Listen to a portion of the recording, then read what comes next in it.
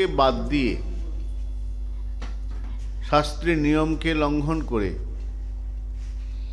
যদি কোনো ব্যক্তি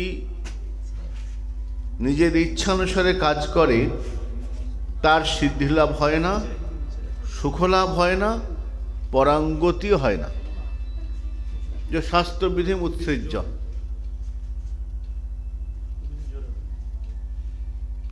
শাস্ত্রবিধি উৎসৃজ্য, শাস্ত্রের যে বিধি, শাস্ত্রের যে নিয়ম, সেই শাস্ত্রবিধিকে লঙ্ঘন করা যাবে না। যদি নিজের ইচ্ছা মতো করি তাহলে কি হবে? শাস্ত্র উত্তর দিচ্ছেন,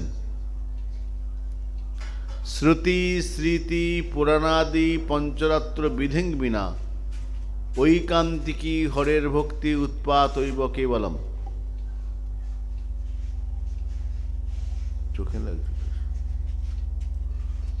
শ্রুতি স্মৃতি পুরাণাদি পঞ্চরাত্র বিধিং বিনা। শ্রুতি মানে বেদ, শ্রুতি মানে যা ঋষিরা আগে বলতেন, শিষ্য পরম্পরায় নেমে আসতো, তার নাম শ্রুতি। তো শ্রুতি স্মৃতি পুরাণ শাস্ত্র বাক্য, একে বাদ দিয়ে নিজের ইচ্ছা মতো কাজ করলে কি হবে? উৎপাতৈব কেবলম, সেটা উৎপাতের কারণ হবে, সমস্যার সৃষ্টি হবে। তাই তোমাকে যা কিছু করতে হবে শাস্ত্রসম্মত হওয়া উচিত। তস্মাৎ শাস্ত্রং প্রমাণন্তি কার্য ব্যবস্থিত। তোমার সমস্ত কর্মের প্রমাণ শাস্ত্র থেকে দিতে হবে, শাস্ত্র বহির্ভূত কথা চলবে না, শাস্ত্র বিরুদ্ধ কথা চলবে না। আমরা ভারতের সাধক গ্রন্থে পাই, যামুনাচার্য তখন খুব অল্প বয়স,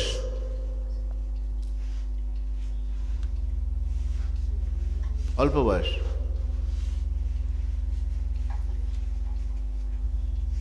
তো যামুনাচার্যর 10 বছর মতো বয়স সম্ভবত হবে। সেই সময় রাজসভাতে এক পণ্ডিত সম্মেলনীর আয়োজন করা হয়েছে। সেই পণ্ডিত সম্মেলনীতে যারা যাবেন, যোগদান করবেন, তাদের বিতর্ক সভা হবে এবং যিনি শ্রেষ্ঠ হবেন তাকে রাজা পারিতোষিক দিতেন। যামুনাচার্যের গুরু, তিনি খুব বৃদ্ধ, তিনি বললেন আমি তো যেতে পারবো না। যামুনি বললেন আমি যাব। রাজসভায় গিয়েছেন, অল্প বয়স, গিয়ে দাঁড়িয়েছেন। তুমি কোথা থেকে এসছো? বললো আমি অমুক গুরুকুল থেকে এসছি।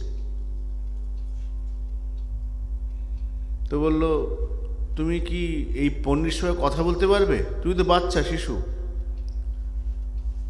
বলে হ্যাঁ, আমার বয়সটা দেখে অল্প বলে মনে হচ্ছে, বয়সে আমি নবীন কিন্তু জ্ঞানেতে আমি প্রবীণ। কেন?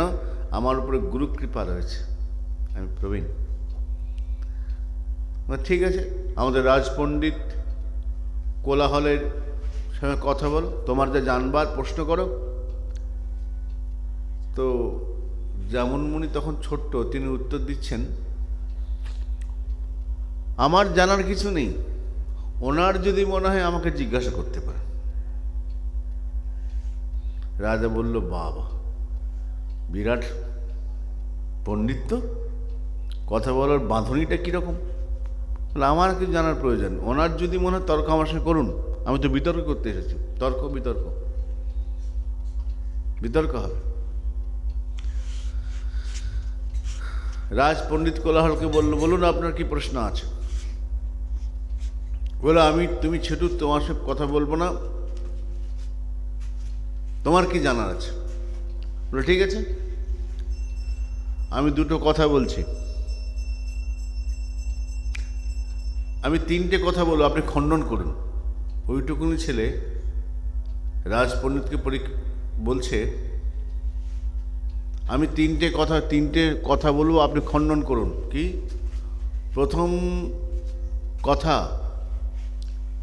মহারাজ পাণ্ডু যিনি বসে আছেন এই রাজা ইনি অধার্মিক, রাজা অধার্মিক, রানীমা তিনি সতী নন, আর রাজপণ্ডিত কোলাহল তিনি তার মায়ের পুত্রও নন। রাজা অবাক, তুমি কি বলছো?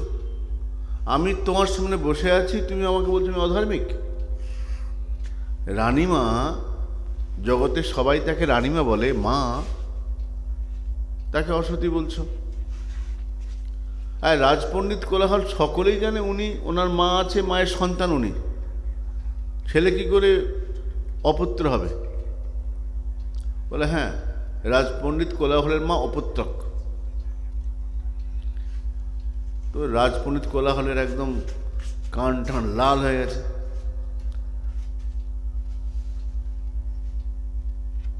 রানীমা বললেন, তুমি এরকম বললে?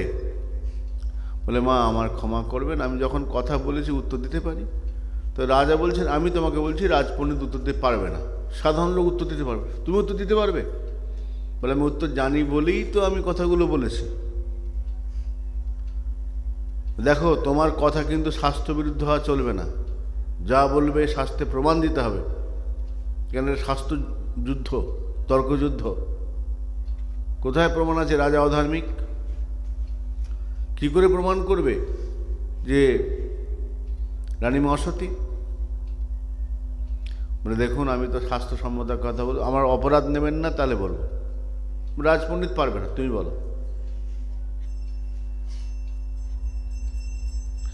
তখন ভারতের সাধক গ্রন্থ বলছেন,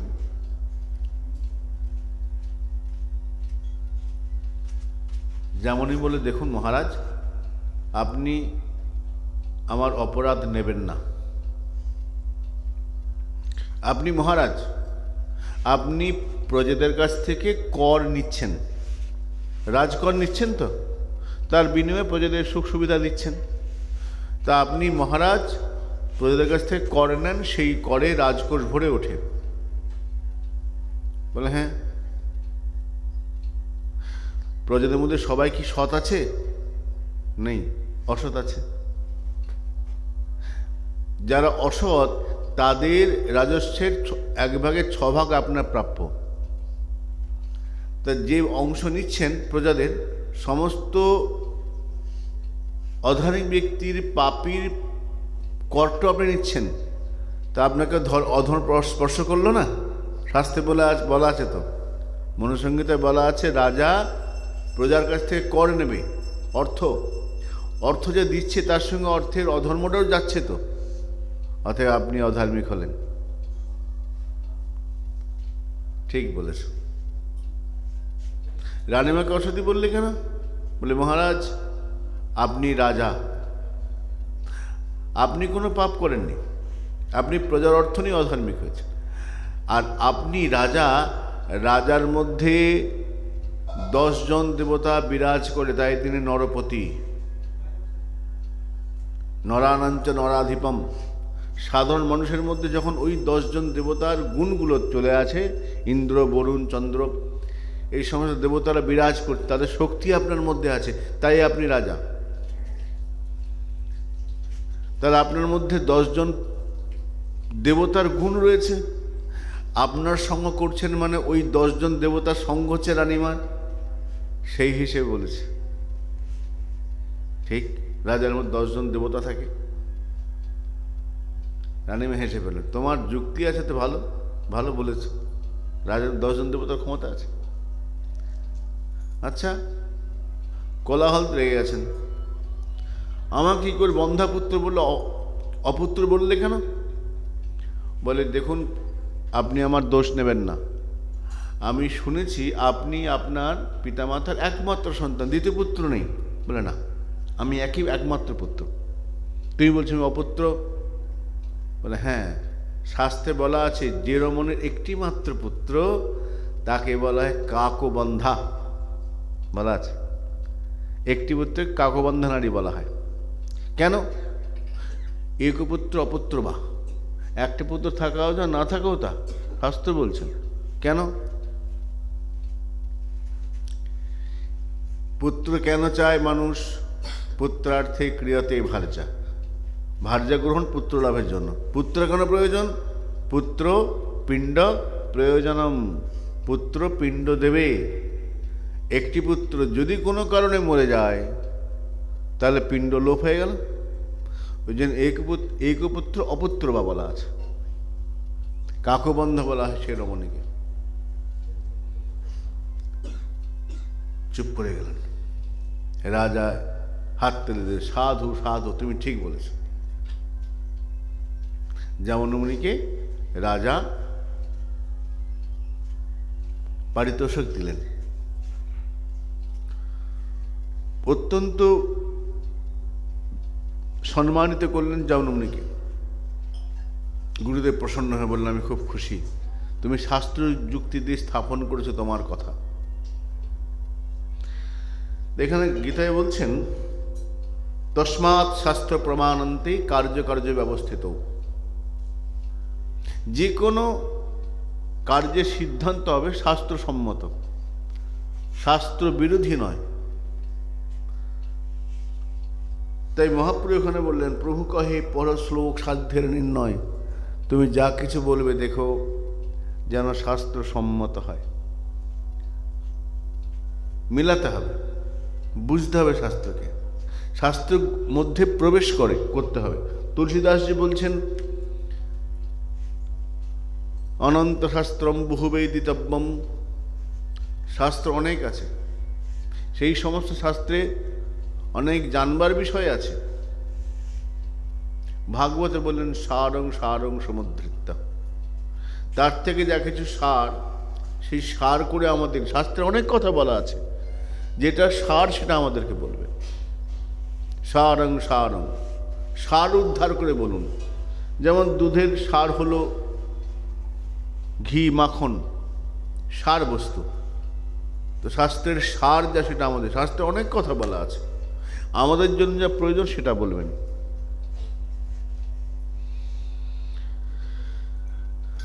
তো তুলসীদাস কবির দাসজি তার এক দোহাতে বলছেন, সত্যি কথা বলতে শাস্ত্র অনেক, অনন্ত শাস্ত্র, অনেক শাস্ত্র, তাতে জানার বিষয় অনেক আছে, কিন্তু তুমি পথ হারিয়ে ফেলতে পারো, যার জন্যই গুরুকরণ। সাধুসঙ্গ এই জন্যই তো অনেক কথা বলে যে কোনটা আমার জন্য ঠিক আমি তো জানি না। তাই কবিদাস বলছেন, মত ফাঁসো শাস্ত্র জঙ্গল মে, শাস্ত্র জঙ্গল, এত সিদ্ধান্ত বলা রয়েছে বিভিন্ন শাস্ত্রে, বিভ্রান্ত হতে পারে। তাই সাধু মুখে গুরুমুখে আমাদের শুনতে হবে।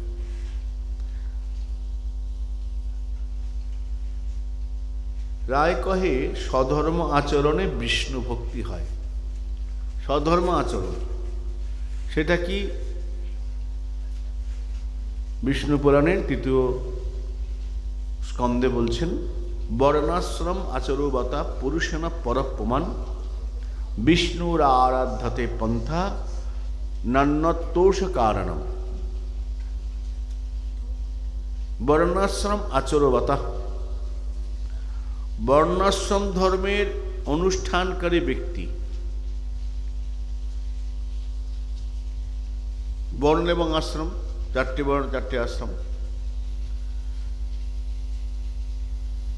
বৈশ্যের ব্রাহ্মণের যজন যাজন অধ্যয়ন অধ্যাপনা দান প্রতিগ্রহ, ক্ষত্রিয়ের দান অধ্যয়ন যজ্ঞ দণ্ড ও যুদ্ধ। ক্ষত্রিয় তিনি দান করবেন, ক্ষত্রিয় মানে শুধু সবসময় যুদ্ধ করবে তা কিন্তু নয়, ক্ষত্রিয় মানে যিনি দান করবেন আবার অধ্যয়নও করবেন। যেমন কৃষ্ণচন্দ্র ভগবান রামচন্দ্র অধ্যয়ন করতে গুরুকুলে গিয়েছেন, কৃষ্ণচন্দ্র সন্দীপনী মুনির আশ্রমে গিয়েছেন, গুরুকুলে থেকেছেন, বিদ্যা অধ্যয়ন করেছেন। তো ক্ষত্রিয় অধ্যয়ন থাকবে আর দানও থাকবে, ক্ষত্রিয় দান করবেন।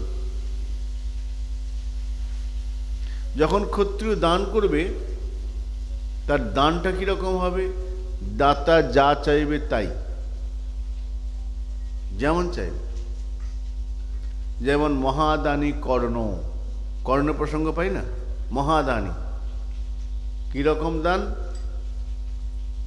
স্নান করতে গেছেন, যমুনায় স্নান করতে গিয়েছেন,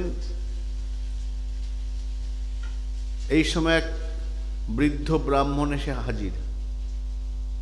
ব্রাহ্মণ বললেন, হে কর্ণ, তুমি খুব বড় দাতা, তোমার নাম শুনেছি, তুমি শ্রেষ্ঠ বীর, তুমি বিরাট বড় যোদ্ধা, তুমি সূর্যপুত্র, তুমি বিরাট বড় বীর আমি শুনেছি, তুমি বড় দানীও, তুমি দানবীরও বলা হয় তোমাকে। আমি তোমার থেকে প্রার্থী হয়ে এসেছি, আর প্রার্থীকে ফেরাতে নেই, তুমি নিশ্চয়ই জানো। আমি প্রার্থী, বলুন কি চান? না আগে 3 সত্য করে দেবে? সত্যি করে বলো। বলো, আমি কর্ণ বলছি দেব, তোমার কবচ কুণ্ডল চাই। কর্ণ যখন জন্মেছিলেন কবচ কুণ্ডল নিয়ে জন্মেছিলেন, তোমার কবচ কুণ্ডল দুটো দিতে হবে।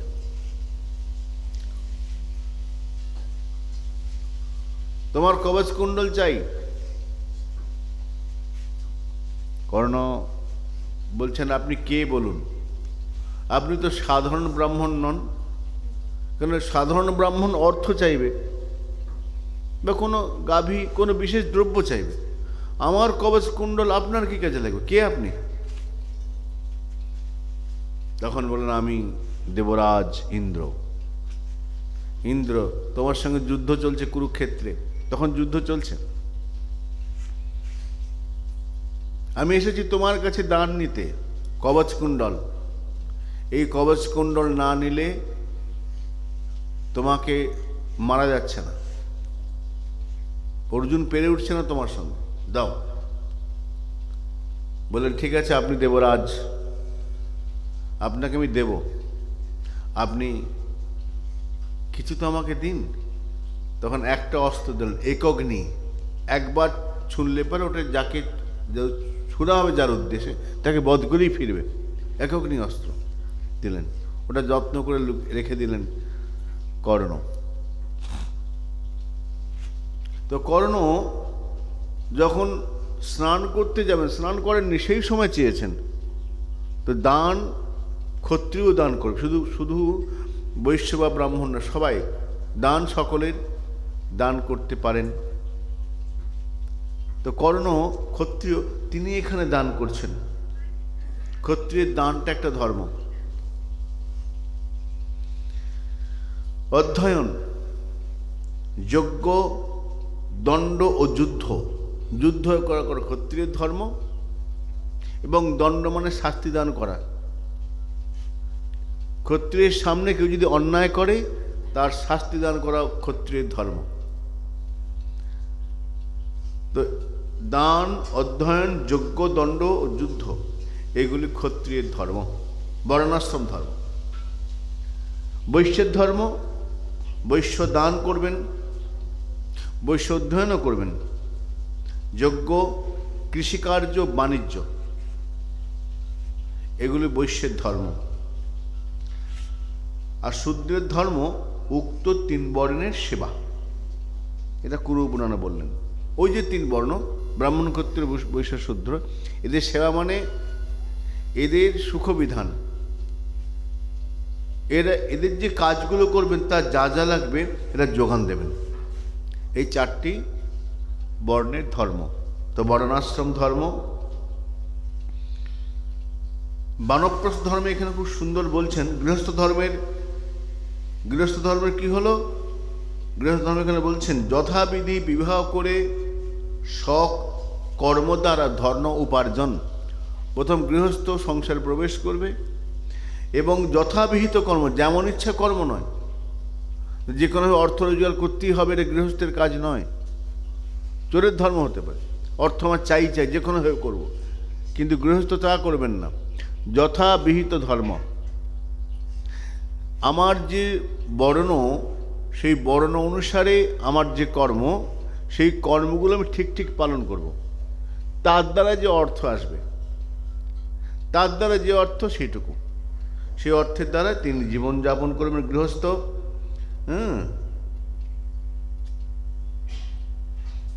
আর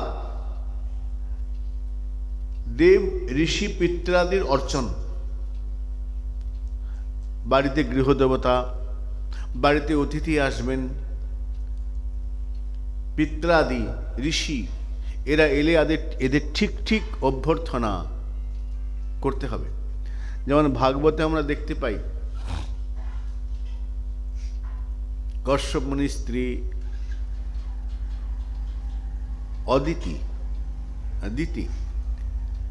দিতি এসে ক্রন্দন করছেন, কাঁদছেন। কশ্যপ মুনি গিয়েছিলেন তপস্যা করতে, সন্ধ্যাবেলা ফিরেছেন, বারান্দায় বসে আছেন দিতি, কাঁদছেন, চোখে জল। তখন কশ্যপ জিজ্ঞাসা করছেন, ঘরে সব কুশল তো? তুমি কাঁদছো কেন? মলিন বদন কেন? ঘরে তোমার সব কুশল আছে তো? উত্তর দিচ্ছেন না। দ্বিতীয় প্রশ্ন, আচ্ছা এমন কি হয়েছে অতিথি বাড়িতে এসেছিল, তুমি তার আদর সম্মান করনি, অতিথি বিমুখ হয়ে ফিরে গেছে, এমন কিছু ঘটেছে? অতিথি বাড়িতে এসে যদি ফিরে চলে যায় আদর সৎকার না পেয়ে, সেই গৃহ কিন্তু দোষ হয়ে যাবে, পাপ লেগে যাবে। এটাও দোষ, অধর্ম। সেটা গৃহস্থের ধর্ম হচ্ছে অতিথি এলে তাকে ঠিক ঠিক আদর অভ্যর্থনা করা। একনাথের, আমি কোন সাধুর মুখে শুনেছিলাম, দক্ষিণ ভারতে সাধু একনাথ স্বামী, সাধু একনাথ। তো তিনি বাড়িতে অতিথি এসেছে, খুব খুশি, অতিথিকে ডেকে নিয়ে এসছেন। স্ত্রী বললেন, অতিথি এসেছে, রান্না হবে, কাঠ কোথায়? দরজা কাটতে আরম্ভ করেছে। অতিথি সেবা করতে হবে, নিজের ঘরের দরজা কেটে বলে রান্না করতে হবে। এইরকম সাধু চরিত্র একনাথ স্বামী। তো অতিথিকে সেবা করা গৃহস্থের ধর্ম। অতিথি নারায়ণ, অতিথিকে নারায়ণ জ্ঞানে সেবা করতে হবে, যেমন তেমন নয়। অতিথি মানে যিনি তিথিতে আসবেন, পরের তিথির আগেই চলে যাবেন, দ্বিতীয় তিথি আসার আগে। মনে করে প্রতিপদে এসেছেন, পরের কৃষ্ণপক্ষের প্রতিপদ আসার আগেই তিনি চলে যাবেন, অতিথি। আর যিনি অনেকদিন থাকবেন তিনি ঘরের লোক হয়ে গেলেন, তিনি অতিথি থাকলেন না। অতিথি মানে যিনি বাড়িতে আসবেন।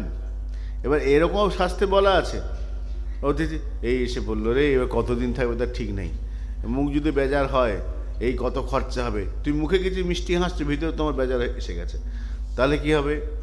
সেটা কিন্তু শাস্ত্র দোষ বলেছেন, সেটা দোষ নেই। অতিথিকে আদর করতে হবে, কোনো রকম বেজার হয় চলবে না, ভিতরে ক্ষোভ রাখা চলবে না। যদি মুখে ভিতরে বেজার করে বাইরে তুমি সেবা করছো, ওটা তো বলে দোষের মধ্যেই পাপ বলে গণ্য হবে। ভাগবতের পঞ্চম স্কন্ধে এই দোষের কথা বলেছেন, নরক গমন হবে তার। অতিথিকে ভালো করে সেবা করতে হবে। তো এটা গৃহস্থের ধর্ম। অর্চন, দেব ঋষি পিত্রাদি অর্চনম। আমরা ওই অক্ষয় তৃতীয়ার ব্রত কথার মধ্যে একটা খুব সুন্দর প্রসঙ্গ আছে। অক্ষয় তৃতীয়া, সেই দিন এক ব্রাহ্মণ, ব্রাহ্মণের স্ত্রী খুব সতীসাধ্যী, আর ব্রাহ্মণ অত্যন্ত কৃপণ ছিলেন। ব্রাহ্মণ অত্যন্ত কৃপণ ছিল, বাড়িতে লোকজন আসা পছন্দ করতো না। একদিন এক ভিখারি এসেছে, খুব ক্ষুধার্ত, কিছু খেতে দাও। ব্রাহ্মণ খুব কড়া কড়া কথা বলল, লজ্জা করে না? খেতে পারো না? হ্যাঁ, খালি ঘুরে ভিক্ষে করে খাওয়া? খুব কড়া কড়া কথা বলল। স্ত্রী বুঝাচ্ছে এরকম বলো না, তো শুনলো না। না, জানো না, এরা এরকমই, খালি ঘুরে ঘুরে খায়, কাজ করবে না, বেকার লোক। তো স্ত্রী তাকে জল দিল। কিছুদিন পরে ওই ব্রাহ্মণ যখন মারা যায়, যখন জমলে যখন নিয়ে যাচ্ছে, গলার মধ্যে দড়ি দিয়ে বেঁধে টানতে টানতে নিয়ে যাচ্ছে, খুব কষ্ট পাচ্ছে, জল দাও জল দাও, খুব কষ্ট। তখন যমদূতের বলে, আচ্ছা এখন জল চাইছো? হ্যাঁ, ওই গরমকালে গিয়েছিল, জল দাওনি তাকে, অতিথিকে, এখন জল কোথায় পাবে? এখন জল পাবেন। তো তারপরে যম বললে, হ্যাঁ এ অন্যায় করেছে বটে, তবে এর যে স্ত্রী সে কিন্তু জল দিয়েছিল, সে পুণ্য করেছিল, তার পুণ্যফল অনুসারে স্ত্রীর থেকে যদি দেয় তাহলে হবে। তখন স্ত্রী বলল, হ্যাঁ আমি পুণ্য দেব। সেই তো অক্ষয় তৃতীয়ার ব্রত, জলদান, এখনো জলদান করতে হয় অক্ষয় তৃতীয়াতে, অনেকে জল দেয়। তো এই বর্ণাশ্রম ধর্মের নিয়ম হলো দেব ঋষি পিতার অর্চন, তারপরে বানপ্রস্থ। বানপ্রস্থ ধর্মটা কিরকম বলে, বানপ্রস্থ ধর্মেতে সংসার থেকে দূরে সরে যাবে, পঞ্চাশোর্ধ্ব বনং ব্রজেত।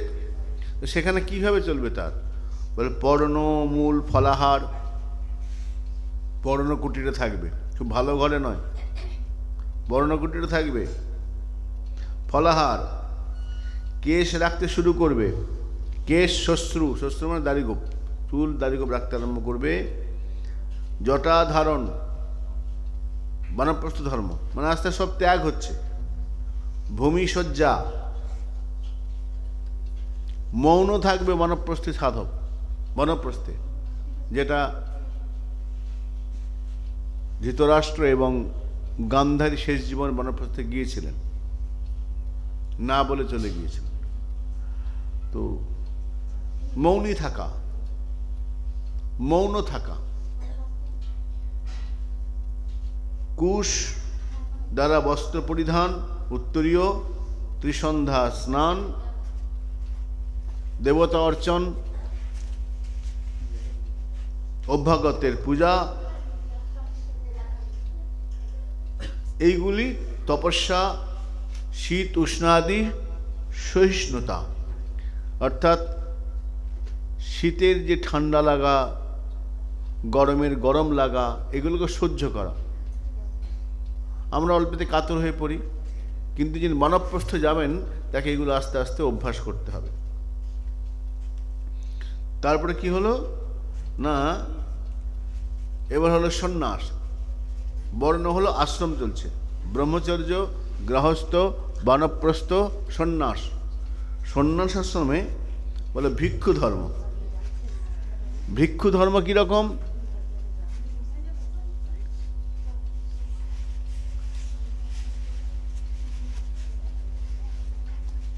ভিক্ষু ধর্মটা কিরকম বলেন, ত্রিবর্গ ত্যাগ, তিনটা বর্গ ত্যাগ হবে।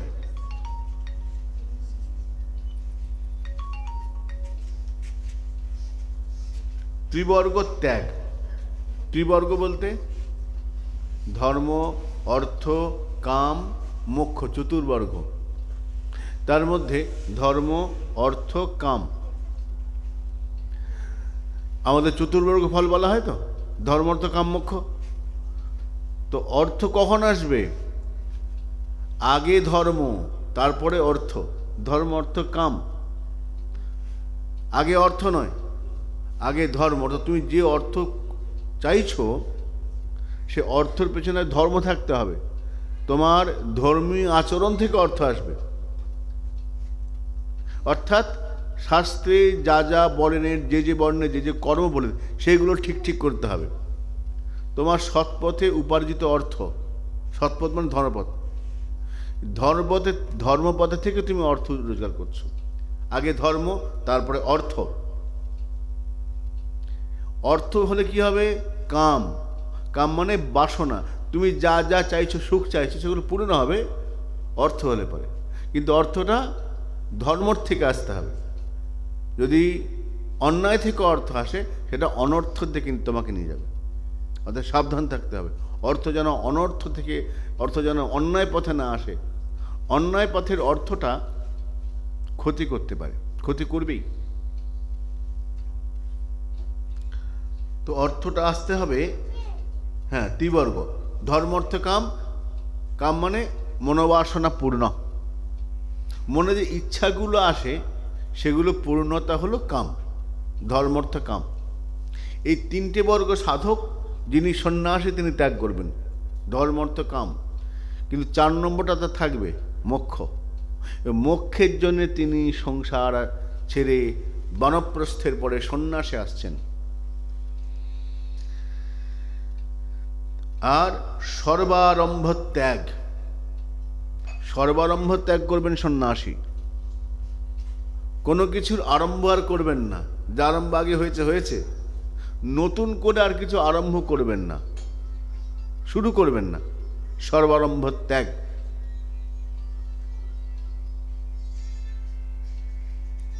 সর্বারম্ভ ত্যাগ, মিত্রাদিতে সমতা, সকলের প্রতি সমদৃষ্টি। সাধক সন্ন্যাসী, ভিক্ষু ধর্ম, সকলের প্রতি সমদৃষ্টি। কিরকম বলে গীতায় বলেছেন, সকলকে সমান দেখবে। গো ব্রাহ্মণ কি কুকুর চণ্ডালান্ত করি, সকলকে সম্মান করে বহুমান্য করে। চৈতন্য ভাগবত। গীতায় বললেন ব্রাহ্মণ গবি সমদর্শী না, ব্রাহ্মণকে কুকুরকে চণ্ডালকে সমান দেখবে, সমদর্শী না। এই যে সমদর্শী হওয়া, সমতা, সমস্ত প্রাণীতে সমবুদ্ধি, খুব সোজা, খুব সোজা নয় কিন্তু, সর্বত্র সমদৃষ্টি। আচ্ছা, আমি ব্রাহ্মণকে দেখলে পরে কি করি? আসুন আসুন বসুন। ব্রাহ্মণ, গরু, আচ্ছা গোমাতা, তাকে আদর করি। কুকুরকে ঘরে বসে ডেকে নিয়ে এসে তা তো করি না।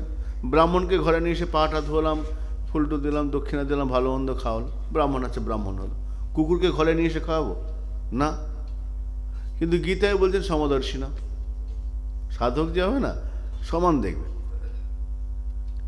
সমদর্শী না। ব্রাহ্মণ কুকুর চণ্ডাল বহুমান্য করি, দণ্ডবৎ করিবে বহুমান্য করি। চৈতন্য ভাগবত। সকলকে সমান, সকলকে সম্মান। এখন এই সম্মানটা কার?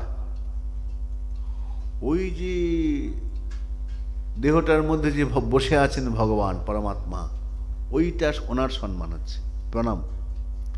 যখন এক সাধু অন্য সাধু দেখেন, সন্ন্যাসী, সনাতন ধর্মের হিন্দু সন্ন্যাসী, নমো নারায়ণ বলছেন, নমো নারায়ণ, অর্থাৎ সামনে যিনি আছেন তিনি নারায়ণ, আমার মধ্যে নারায়ণ, ওর মধ্যে নারায়ণ, সকলের মধ্যে নারায়ণ দেখছে।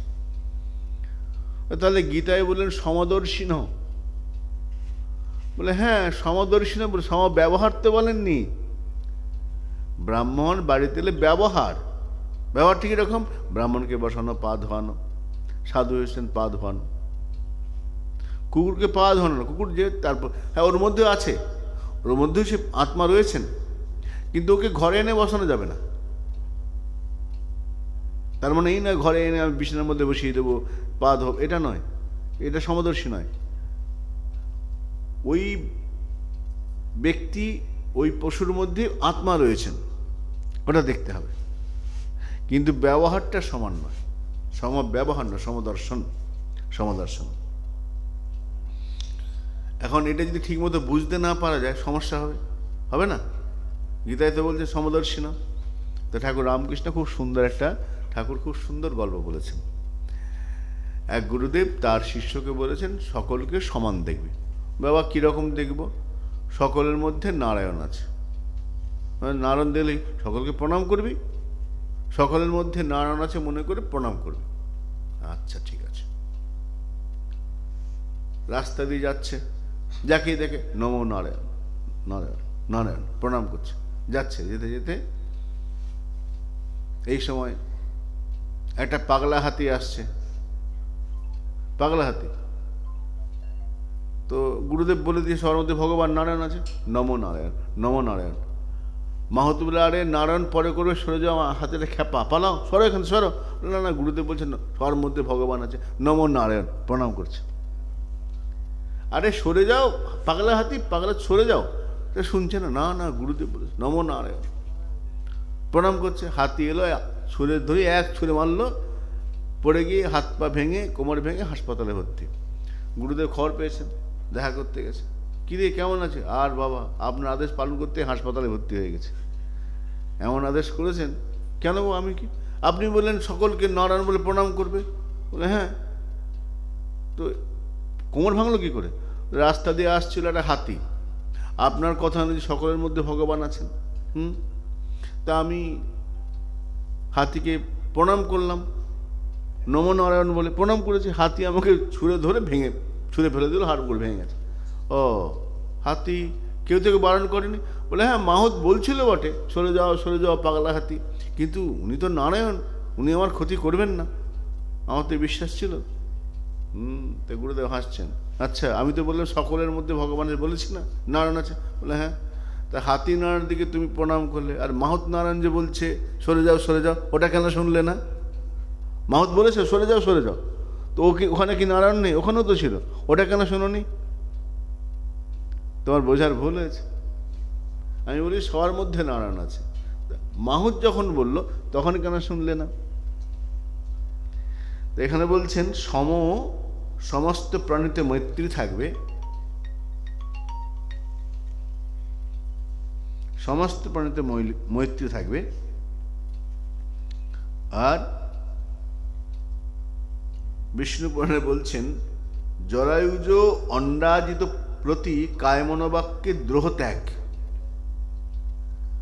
জরায়ুজ প্রাণী ও অন্ডজ মানে ডিম থেকে যে বেরোয় যেগুলো প্রাণী, তো এই যে প্রাণী, এদের প্রতি কায়মনোবাক্যে দ্রোহ ত্যাগ, কোন রকম ক্ষতি ভাবনা যেন এদের প্রতি না থাকে, যত প্রাণী আছে। এটা কোন অবস্থা? ভিক্ষু আশ্রম যেটা সন্ন্যাস আশ্রম শেষ। সর্বসঙ্গ বর্জন, তোমার যতগুলো সঙ্গ আছে সমস্ত সঙ্গকে বর্জন করতে হবে, সর্বসঙ্গ বর্জনম।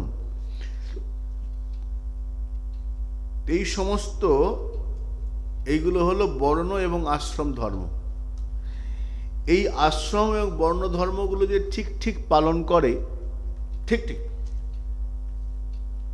তাতে কি হয়? বর্ণাশ্রম আচরবতা পুরুষে না, পুরুষের জন্য, যে সমস্ত পুরুষ। এখন এখানে টিকার মধ্যে ধরেছেন পুরুষ বলতে কে? পুরুষ শব্দটা কি পুংলিঙ্গবাচক? শুধুমাত্র পুরুষ? তাহলে এই ধর্মটা কি নারীর জন্য নয়, স্ত্রীর জন্য নয়, শুধুমাত্র পুরুষের? এখানে বললেন বর্ণাশ্রম আচরবতা পুরুষে না পরপ্রমাণ। পুরুষ তিনি এই ধর্ম আচরণটা করবেন, বর্ণাশ্রম ধর্ম। তাহলে নারীর জন্য না, নারীর কথা বলেনি তো, পুরুষের কথা বলেছে। তাই কি? সেরকম নয়। পুরুষ বলতে পুংলিঙ্গ স্ত্রীলিঙ্গ এখানে বললেন না, এখানে বলছেন পুরে সেতি ইতি পুরুষঃ। এই দেহরূপ পুরেতে, দেহটা নগর, এই দেহরূপ পুরেতে যিনি বিরাজ করছেন, এর সুন্দর ব্যাখ্যা পুরঞ্জন উপাখ্যানে রয়েছে। সুন্দর ব্যাখ্যা রয়েছেন পুরঞ্জন উপাখ্যান 4th স্কন্ধে ভাগবতে, খুব সুন্দর। পুরে সেতি পুরুষঃ, দেহরূপ পুরে বাস করেন কে? জীবাত্মা, উনি পুরুষ। ওই জীবাত্মা সঙ্গ এবং কর্ম অনুসারে বুদ্ধির সাহায্যে কখনো একমাত্রিক, দ্বিপাদিক, চতুষ্পাদিক দেহ ধারণ করে, উনি পুরুষ। এই দেহরূপ পুরে যিনি বিরাজ করছেন জীবাত্মা, ওই জীবাত্মা কখনো 2 পায়ে পশু পাখি, কখনো চতুষ্পদ প্রাণীর মধ্যে বাঘ ভাল্লুক, কখনো গাছ বৃক্ষ, বিভিন্ন জনিতে চলে যায়। কে যায়? ওই জীবাত্মা। এইখানে পুরুষনা পরপ্রমাণ ওই জীবাত্মার উদ্দেশ্যে বলা হচ্ছে। ওই পুরুষ,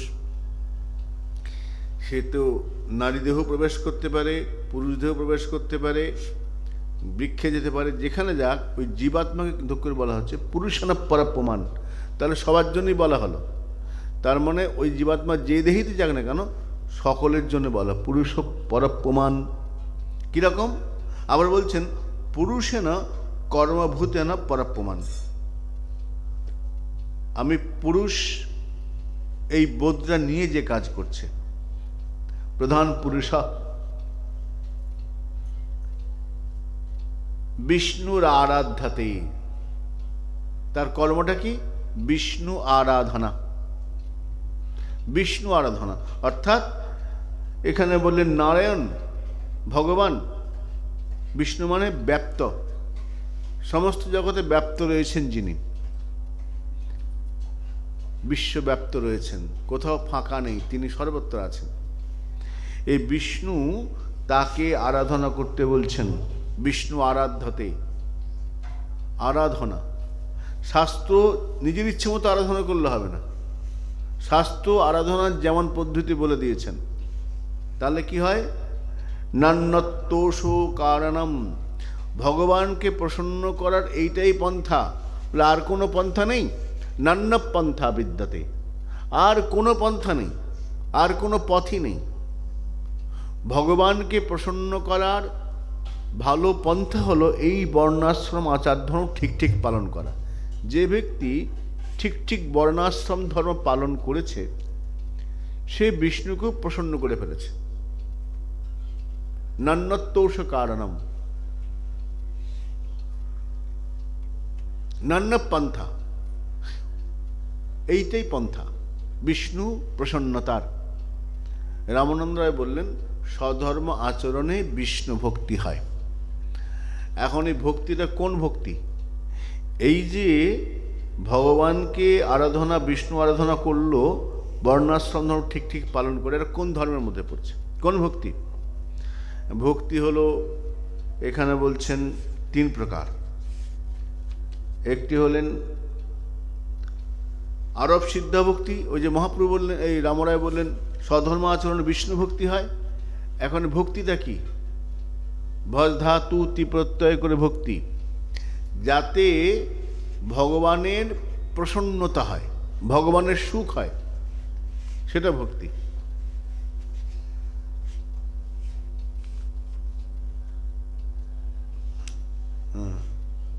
গোপাল তাম্র শ্রুতি বলছেন ভক্তিরস্য ভজনম, এই ভগবানের ভজনটাই হলো ভক্তি। সে ভক্তির অনেক ভাগ, তার মধ্যে তিনটে ভক্তির কথা বললেন। ভক্তির তিন প্রকার, কি কি? একটা হলো আরব সিদ্ধা, একটা সঙ্গ সিদ্ধা, আর একটা স্বরূপ সিদ্ধা। এখন এই আরব সিদ্ধ ভক্তি হচ্ছে দেখতে ভক্তির মতো, দেখতে ভক্তির মতো অথচ ভক্তি নয়, ভক্তির আরব হচ্ছে মাত্র। যেমন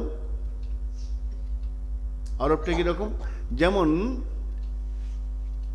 আমার ছেলের বন্ধু এসেছে, আমি কি বলছি, এ আমার ছেলের মতো, ওকে ওই রকমই আমার ছেলের মতোই ভাই, খুব একদম আমার ছেলের মতো, পুত্রবৎ, পুত্রবৎ, পুত্র নয়, পুত্রের মতন। আরব মানে দেখতে ভক্তির মতন কিন্তু ভক্তি নয়।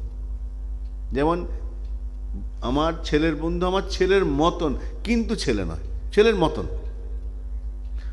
তো আরব সিদ্ধ হচ্ছে আরব হয়ে যায়, ভক্তির মতন কিন্তু ভক্তি নয়, ভক্তির আরব হয়ে যায়, ভক্তির ভাবটা সর্বত ভক্তি নয়। কিরকম? যেমন ঠাকুমার সঙ্গে নাতি মন্দিরে যায়, ঠাকুমা প্রণাম করে, নাতিও প্রণাম করে, ঠাকুমা প্রদক্ষিণ করে, নাতি প্রদক্ষিণ করে, ঠাকুমা পাঠ শুনে বসে, নাতি পাঠ শুনে বলছে বসে। সবাইকে বলি হ্যাঁ এই বয়সে কি ভক্তি, আরে বাবা কি ভক্তি, দারুণ। কীরকম নিত্য প্রতিদিন মন্দিরে আসে, পাঠ শোনে, হ্যাঁ ভক্তি হলো তো না? হ্যাঁ এটা আরব সিদ্ধা ভক্তি, এখনো ভক্তি হয়নি। কেন বলছেন? এই যে এখন আছে তো, একটু বড় হলে আর আসবে না, যখন মোবাইলটা পেয়ে যাবে আর আসবে না, ঘরে বসে থাকবে মোবাইল নিয়ে, আর আসবে না। তো এখন করছে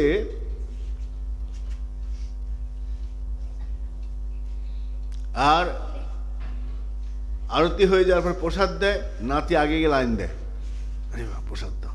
তো ভক্তিটা কোথায়? প্রসাদের দিকে। কি দিল প্রসাদ? মিষ্টি, ওটার জন্য আসে, ভগবানকে ভালোবেসে আসছে না। এটার নাম আরব সিদ্ধা ভক্তি, দেখতে ভক্তির মতো। তারপরে সঙ্গসিদ্ধা। সঙ্গসিদ্ধা ভক্তি কীরকম? এখানে বলছেন ভক্তির পরিকর রূপে, সর্বত ভক্তি নয়, কিন্তু ভক্তির পরিকর রূপে জ্ঞান, কর্ম, বৈরাগ্য, দান এগুলো করছে। জ্ঞান আছে, বৈরাগ্য আছে, দানও করছে, কর্ম করছে, কিন্তু সঙ্গ আছে। এটার নাম সঙ্গসিদ্ধা, সঙ্গসিদ্ধা ভক্তি। আর ভগবানের নামগুণ লীলা শ্রবণ কীর্তনে একদম মননে ডুবে যাচ্ছে, এটা হলো সরব সিদ্ধা ভক্তি। রূপ গোস্বামীপাদ বললেন উত্তমা ভক্তি। উত্তম ভক্তি কিরকম? অন্নাভিলাষিতা শূন্যম জ্ঞান কর্মদানাবৃতম আনুকূল্যেন কৃষ্ণ অনুশীলনম ভক্তিরুত্তমা। এখানে বলছেন এটা উত্তম ভক্তি, কিন্তু এটা আবার সাধন ভক্তির মধ্যে পড়ছে। এখনো ভাব ভক্তি, প্রেম ভক্তি রয়েছে। সাধন ভক্তির মধ্যে স্তরে, সাধন তিনটে স্তর, আরব সিদ্ধা, সঙ্গসিদ্ধা আর সর্বসিদ্ধা। এই উত্তম ভক্তি, সাধন ভক্তির মধ্যে উত্তম ভক্তি যেটি, তার লক্ষণে বললেন অন্নাভিলাষিতা শূন্য। এখনো সাধন ভক্তির মধ্যে আছে। অন্নাভিলাষিতা শূন্যম, যে ভক্তির মধ্যে অন্য কোনো অভিলাষ থাকবে না। তার মানে অন্নাভিলাষিতা শূন্যম, ঠাকুর নরোত্তম বলছেন প্রেম ভক্তি চন্দ্রিকায়, অন্য অভিলাষ ছাড়ি জ্ঞান কর্ম পরিহরি। অন্য অভিলাষ থাকবে না। অন্য অভিলাষ মানেটা কি? তার মানে একটা অভিলাষ থাকবে, বাকি আর কোনো অভিলাষই থাকবে না। আমি সুখী হব, আমার দেহতে সুখ হবে, এই সমস্ত অন্যাভিলাষ। একটাই অভিলাষ, সেটা কি?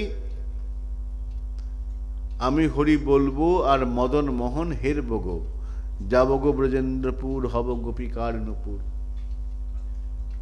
তাদের চরণে রনু ঝনু বাজব গো। আমার মনে পড়ে, আমি অনেক আগে 10-12 বছর আগে, বৃন্দাবন বণিক বলে দাদুর এক শিষ্য ছিলেন, খুব বড় কীর্তনীয়। মদন কাকু সব চেনে, তোমরাও দেখেছো কিছু কিছু। হ্যাঁ হ্যাঁ, এসেছিল। রবীন্দ্রভারতী গানের লেকচারার ছিলেন। দেখলে মনেই হবে না লেকচারার, কীরকম থাকতেন। তো রাত্রি 9টা, রাধাবল্লভ মন্দির নবদ্বীপে, আমি সাইকেল নিয়ে পড়ে আসছি, মন্দির বন্ধ হয়ে যায়, নাট মন্দির আলো জ্বলছে টিম টিম করে। উনি ছোট্ট করতাল নিয়ে খালি গায়ে, ধুতির কোটো গায়ে দিয়ে গান করছেন, চোখ বন্ধ, গান গেয়েই যাচ্ছে। এক জায়গায় গিয়ে আটকে গেছে, গানটা করছেন। তো উনি ওইখানে বলছেন, এই দেহ অন্তিমকালে রাখিব যমুনার জলে,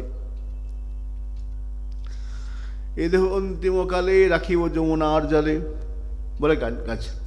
আমি কি পাশে বসেছি অনেকক্ষণ, 10 মিনিট ওই জয় রাধে শ্রী রাধে বলে ভাসিব গো, এই বলছে না গাইছে অনেকক্ষণ, প্রায় ঘুরি 10 মিনিট। ও জেঠু, হ্যাঁ, চোখ খুলেন, হ্যাঁ, মন্দির তো বন্ধ হয়ে গেছে, রাধা বলে আরতি মন্দির বন্ধ, 9:30 বাজে। আমি বাঙাল ছিলেন, আমি গান শুনেতে আসি, কোনো শ্রোতাই তো নেই, মন্দির রাধা বললো বন্ধ। বাবা তো আসে, বাবা শুনতে আসে, দাদুর কথা, বাবা তো শুনতে আসে। তো উনি এইরকম ছিলেন, মানে কীর্তনটা ওনার প্রফেশন ছিল না, ব্যবসা ছিল না, কীর্তনকে ভালোবাসতেন। কীর্তনটা উনি বলতেন ভজন, কেউ শুনুক না শুনুক, বাবা তো শুনছে, ভজন ছিল। তাই একবার আমি আর ভাগবত গিয়েছি, এরকম একটা দেওয়াল, তাও প্লাস্টার করা নেই, একটা দেওয়াল, আর বাকি 3 দিকে বাঁশ দিয়ে চাটাই করা, উপরে একটা প্লাস্টিক দেওয়া আছে। জেঠু তোদের কোথাও বইতে দিই, এইখানে বসতে, আদর করতেন, তুই কথা বলতেন, ভাগবত বলছে, জেঠু আপনি রবীন্দ্রজি কলেজের প্রফেসর না? হ্যাঁ হ্যাঁ, সন্দেহ আছে? তা না, তো এইরকম ঘরে আছেন, হাসছেন। কীরকম হওয়া উচিত ছিল? কীরকম হওয়া উচিত ছিল? পাকা ঘর তো ভাড়া ঘরে থাকবেন না, এটাই তো পাইছি, এইখানে আসি। তো আপনার ছাত্ররা গাড়ি করে ফেললো, পাকা বাড়ি, দোতলা, তিনতলা, বড় বড় ছাত্র, নামটা মাইকে বলছি না, বড় বড় ছাত্র, তারা বাড়ি গাড়ি সব করে ফেলেছে, তারা হাঁকে, ভালো ভালো রেট। আপনি তো কিছু রেটই বলেন না। কি করলেন জীবনে? না অর্থ করলেন, না বাড়ি করলেন, না গাড়ি করলেন, রেগে গেছেন। কি কইতাছস? আমি কার শিষ্য জানিস? কোনো অভিলাষ নাই, রাধারানীর চরণ চাই, আর কিছু চাই না। তিনি যা দিয়েছেন আমি সুখী, আমি খারাপ নেই, ভালো আছি, আমি ভালো আছি, যা দিয়েছেন ভালো, বেশ ভালো আছে।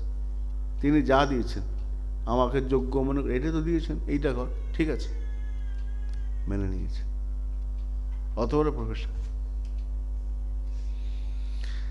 অন্যাভিলাষিতা শূন্য, কোন রকম অভিলাষ নেই, চাহিদাই নেই, সমস্ত অভিলাষ শূন্য। বলে তাহলে সাধক কখনো ভগবানকে বলবেন না? দ্রৌপদীতে বলছেন ভগবান বাঁচাও বাঁচাও, গজেন্দ্র মোক্ষণে গজেন্দ্র বলছেন ভগবান আমাকে রক্ষা করো। এটা কি অভিলাষ নয়? এবার হলো অভিলাষ দুই রকম। কদাচিৎ অভিলাষ, একটা নিত্যাভিলাষ। কদাচিৎ মানে কখনো কখনো সমস্যায় পড়ে ভক্তরা ভগবানকে বলে। কাকে বলে? ভগবান ছাড়া। ভক্তের তো ভগবানই আপনজন, তাই কখনো কখনো ভক্ত সমস্যায় পড়ে ভগবানকে বলে। বলে যেমন মহাজনগণ বলছেন, মনে করো তোমার শরীর খারাপ হয়েছে, তুমি সাধু লোক, শরীর খারাপ পড়ে গেছো, ডাক্তারখানা যাবে না? ডাক্তারখানা যাবে, ডাক্তার যেমন ওষুধ দেবে, নিয়ে এলে, খেলে, সুস্থ হলে। আবার কি ডাক্তারখানা যাবে? না, ওই একবার বা দুবার ডাক্তারখানা গেলাম শরীরের জন্যে, আমার ওটা ওনার কাছে গিয়ে বসে গল্প করার জন্য আমি যাচ্ছি না, বিশেষ কারণে গেলাম। এই বিশেষ কারণে গেলাম কদাচিৎ, কখনো কখনো যায়। এই যে ডাক্তারবাবু ওষুধ দাও, এই যে অভিলাষ, রোজ অভিলাষ নাকি? না, ওই কখনো বিশেষ সমস্যায় পড়েছে। সেরকম ভক্ত কখনো সমস্যায় পড়লে ভগবানকে হয়তো বলল, কিন্তু ওটা তার কদাচিৎ অভিলাষ, নিত্য অভিলাষ নয়। নিত্য অভিলাষ ওইটাই, হরি বলবো আর মদন মোহন হেরব গো, এই রূপে ব্রজের পথে চলব গো। এই অন্যাভিলাষিতা শূন্যম উত্তম ভক্তি। জ্ঞান ও কর্মাদ্যানাবৃতম, যে ভক্তির মধ্যে জ্ঞান এবং কর্মের কোনো আবরণ থাকবে না। জ্ঞানের আবরণ থাকবে না, যে ভক্তির মধ্যে কর্মের আবরণ থাকবে না। জ্ঞান ও কর্মাদ্যানাবৃতম। ও তাহলে সাধুরা যারা উত্তম ভক্তির সাধক, তাহলে তারা গ্রন্থ পড়বেন না কেন? জ্ঞানের তো প্রয়োজন নেই বলছেন, জ্ঞান অভিলাষ শূন্য। তাহলে শাস্ত্র জ্ঞানের প্রয়োজন নেই? হ্যাঁ আছে। এখানে জ্ঞান বলতে বলছেন জ্ঞানমাত্র নির্ভেদ ব্রহ্মানুসন্ধানম, নির্ভেদ ব্রহ্মসন্ধান, ব্রহ্মজ্ঞানের যে চেষ্টা, ওটা থাকবে না সাধকের। কিন্তু ভজনীয় অনুসন্ধানমপি দশা অপেক্ষণীয় তথ্য, কিসে আমার ভজন আরো সুন্দর হবে, আরো বেশি করে ভজন করতে পারবো, এই জিজ্ঞাসা, এই পিপাসা, এই জ্ঞান তার থাকবে, এই জ্ঞানের অনুসন্ধান থাকবে। জ্ঞানে কখন জ্ঞান হয়? জিজ্ঞাসু, জিজ্ঞাসু জ্ঞানের খোঁজে যায়। তো জিজ্ঞাসু কিসের জিজ্ঞাসা? ভজনীয় অনুসন্ধানম, ভজন সম্পর্কে অনুসন্ধান। মহাজনগণ আমাদের জন্য যা লিখে গেছেন ঋষিগণ, সেই গ্রন্থ পড়তে হবে। ভক্তি সম্বন্ধে সিন্ধু, শ্রীমদ্ ভাগবত, গীতা, চৈতন্য চরিতম, এগুলো পড়তে হবে। এগুলো পড়লে জানতে পারবো কেমন করে ভজন করতে হয়। তো ভজনের অনুসন্ধানম, এই জ্ঞানটা থাকবে। তাহলে যে কর্মত্যাগ করতে বললো, জ্ঞান কর্ম দ্বনাবৃতম, কর্মত্যাগ, কর্মের আবরণ থাকবে না। যে ভক্তির মধ্যে জ্ঞানের আবরণ থাকবে না, যে ভক্তির মধ্যে কর্মের আবরণ থাকবে না, কর্মত্যাগ। তাহলে কর্মত্যাগগুলো হবে কি করে? আমি গৃহস্থ, আমি কর্ম ছেড়ে দিলাম, তাহলে আমার সংসার চলবে কি করে? অর্থ আসবে কোত্থেকে, তাই না? তো কর্মত্যাগ করলে কি করে? বলে কর্ম, কোন কর্ম? অনেক কর্ম আছে। নিত্যকর্ম, নৈমিত্তিক কর্ম, পাপ কর্ম, শুভ কর্ম, অশুভ কর্ম, এত কর্ম রয়েছে। নিষিদ্ধ কর্ম, যেটা করা উচিত নয়, নিষিদ্ধ কর্ম। চুরি করা নিষিদ্ধ কর্ম, মিথ্যে কথা বলা নিষিদ্ধ কর্ম, তো করতে নেই যেগুলো। তো বললেন নিত্য নৈমিকাদি ন ভজনীয় পরিচর্যা, ভজনীয় পরিচর্যা বাদ যাবে না। তাহলে আমি মন্দির মার্জন করছি, এটাও তো কর্ম। ঠাকুর মন্দির রং করছি, এটাও তো কর্ম। কর্ম হলো না? এগুলো বাদ যাবে না। নিত্যকর্ম, স্নান, দান, জপ, আহ্নিক, নিত্যকর্ম, এটা বাদ যাবে না। ভজনীয় কর্ম বাদ যাবে না। সৎ পথ থেকে ধর্ম উপার্জনের জন্য কর্ম বাদ যাবে না। কিন্তু বাদ যাবে কোনগুলো? বললেন যে কর্ম চিত্তাদিউক্তম, ওর প্রতি আকর্ষণ থাকবে না, কর্ম করবে, আসক্তি রহিত হয়ে কর্ম করবে। কর্ম করবে, যেমন গীতায় ভগবান বললেন কর্মণ্যে বাধিকারস্তে মা ফলেষু কদাচন, তোমার কর্মে অধিকার, কর্মফলে অধিকার নেই। এখন কর্মফলে প্রেরণা, যদি কি পাবো না জানি, তাহলে কাজ করার প্রেরণা থাকবে, আসবে? যদি ফল কি পাবো না জানি, কাজের ইচ্ছাই তো থাকবে না। তাহলে ফলটা কি পাবো, এই ফলটা আমাকে কর্মে প্রেরণা দেবে। কিন্তু বলছেন যে যদি উত্তম ভক্তি সাধক হয়, সে ফলের দিকে থাকে না, কর্মটা করবে। মা ফলেষু কদাচন,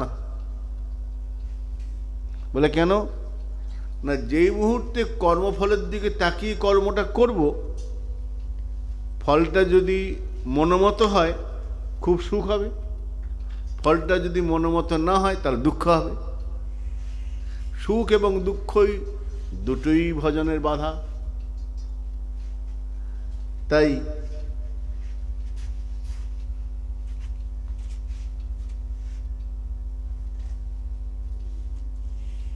তো বললেন আর আনুকূল্যেন কৃষ্ণানুশীলনম, তোমার যা কিছু অনুকূল হবে, কৃষ্ণ অনুকূল হতে হবে। নিজের ইচ্ছা মতো অনুকূল প্রতিকূল করলে হবে না। আমার প্রতিটা কর্মের উদ্দেশ্য কৃষ্ণ সুখবিধান। এই যখন শুরু হবে কৃষ্ণানুশীলনম, অনুশীলনটা হবে গোবিন্দের জন্যে। আমরা সুখানুশীলন করি, কিসে আমার সুখ হবে সেই চিন্তা করি, এটা করলে আরামে থাকবো, ওটা হলে ভালো খাবো, ভালো পড়বো, এই সুখানুসন্ধান থাকে। কিন্তু এখানে বলছেন কৃষ্ণানুশীলনম, যদি এগুলো ঠিক ঠিক হয় তখন তাকে বলা হচ্ছে উত্তমা ভক্তি। রামানন্দ রায় বললেন স্বধর্ম আচরণে বিষ্ণু ভক্তি হয়। বিষ্ণু ভক্তিটা হবে, কিন্তু ওই স্বধর্ম আচরণটা পড়ে গেল ইয়ের মধ্যে, কর্মের মধ্যে। সেই জন্য মহাপ্রভু বললেন এহ বাহ্য, প্রভু বললেন এহ বাহ্য, আগে কহ আর। মহাপ্রভু বলছেন তুমি বলছো বটে, এটা বাইরের কথা, এইটা শুনবার জন্য আমি তোমাকে প্রশ্ন করিনি, এহ বাহ্য, এর পরেও কিছু আছে, সেই পরেরটা আমি শুনবো। এই বলে প্রভু একের পর এক এগিয়ে চলেছেন। আমরা আজ আর নয়, এখানে বিশ্রাম রাখি, আগামীকাল আমাদের একটা জায়গায় যেতে হবে, এখানে বিশ্রাম। শ্রী গুরু প্রেমানন্দ নিতাই গৌর হরি হরি বল।